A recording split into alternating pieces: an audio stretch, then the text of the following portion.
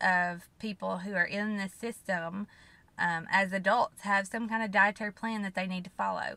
If they're overweight, then the company, the state, the government wants them to lose weight to get it within a healthy weight range. So they have to have a certain calorie number to reach, but they also have to have a very balanced diet. So they have a nutritionist on staff that looks at what they're eating, and they try to help you better plan for what they need to eat. There are diabetics in this system. Just because you're mentally disabled does not mean you're not going to have high blood pressure or diabetes or be overweight or whatever. Just because they're, anything does not mean that they're not going to lose weight and be underweight. They're not going to need to eat extra calories.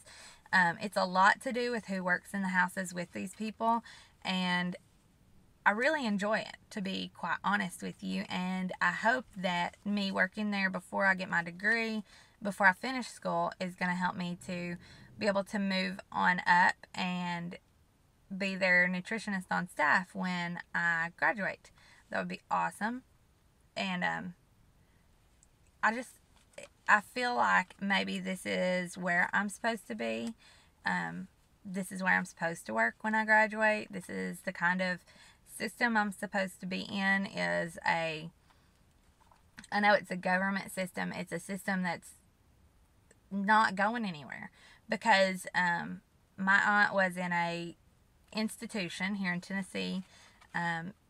It was called Clover Bottom. You can Google for it. There are news articles, there are television news stories on it, and they're horrible, horrible, horrible stories. And she was there when all of this stuff was going on, and it really, really, really sucks, because the people that worked at the institution, at the hospital, as they called it, they were just bad people. I mean, not all of them were bad people, but the good people didn't speak up and say, this is not right, and I'm not going to let you do this, because they needed their jobs, and they didn't want to get fired for saying something to their boss for allowing stuff to go on. They didn't want to get in trouble for reporting it. There's just things that happen.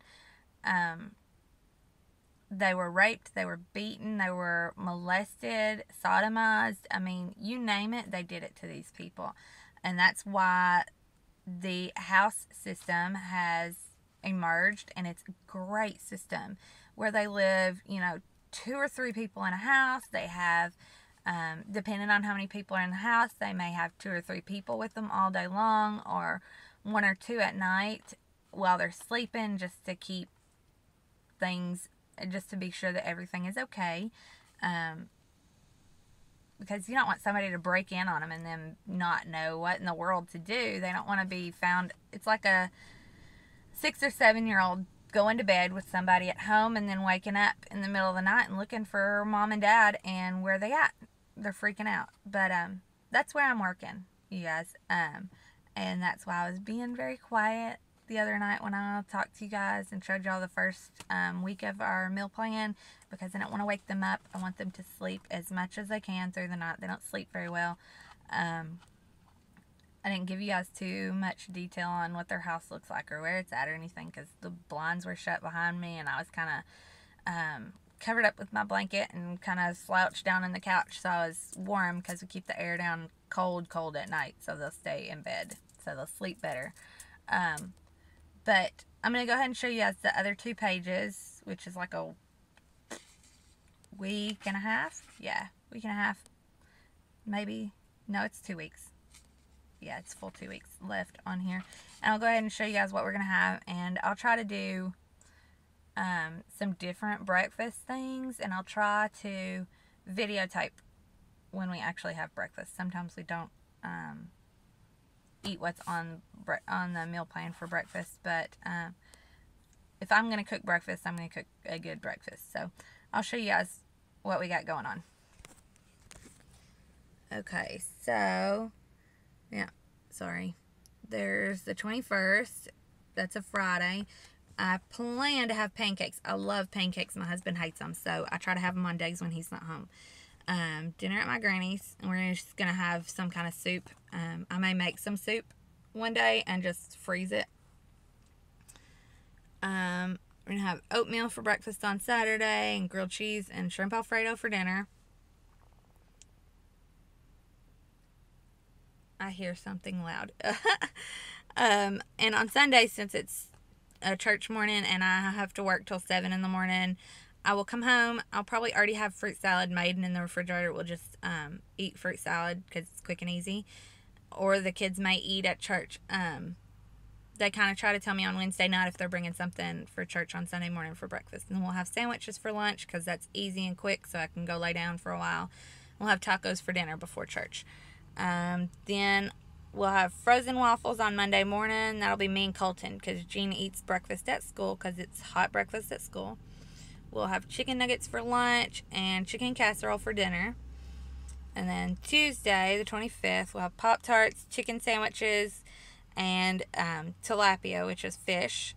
And we are a fish-eating kind of family, as long as it's not salmon or something that's too fishy flavored. We'll have bagels for breakfast on Wednesday, and a tuna salad for lunch, and barbecue for dinner because I ate these tubs of microwave barbecue and we love it. Then we'll have eggs, sausage, biscuits, and gravy for breakfast on Thursday, which my husband will be so upset about because he won't be there for it. We'll have SpaghettiOs, and then we'll have calzones for dinner. For Friday, for breakfast, bacon, egg, and cheese sandwiches, and then hot dogs for lunch. My husband will not miss those. And then dinner at my granny's.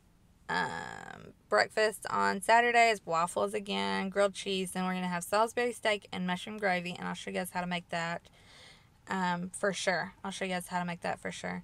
And then we'll have Pop-Tarts on Sunday morning before church, unless they're planning on bringing something, like I said. Peanut butter and jelly for lunch, and then we're going to have ribs for dinner. Love, love, love oven-baked ribs. I like to stick them on the grill, too, to just sear them, but we don't always get to do that. And then Monday, we're going to have cereal and soup, and we're going to have chicken pot pie instead of oven-fried chicken, because we already had that.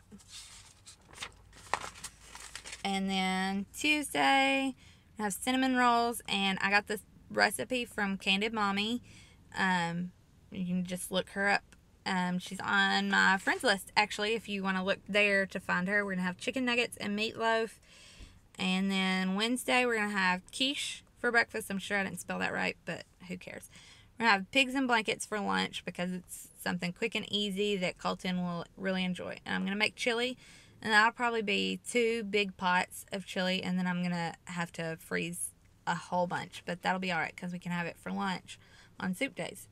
We'll have fruit salad on Thursday morning and grilled cheese, and then tilapia on Thursday evening.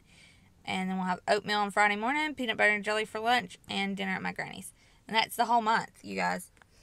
And it probably won't cost a whole lot to finish my grocery shopping because I pretty much got most of it done. I think I did pretty much 3 weeks the other day when we went. And that's a huge stress relief.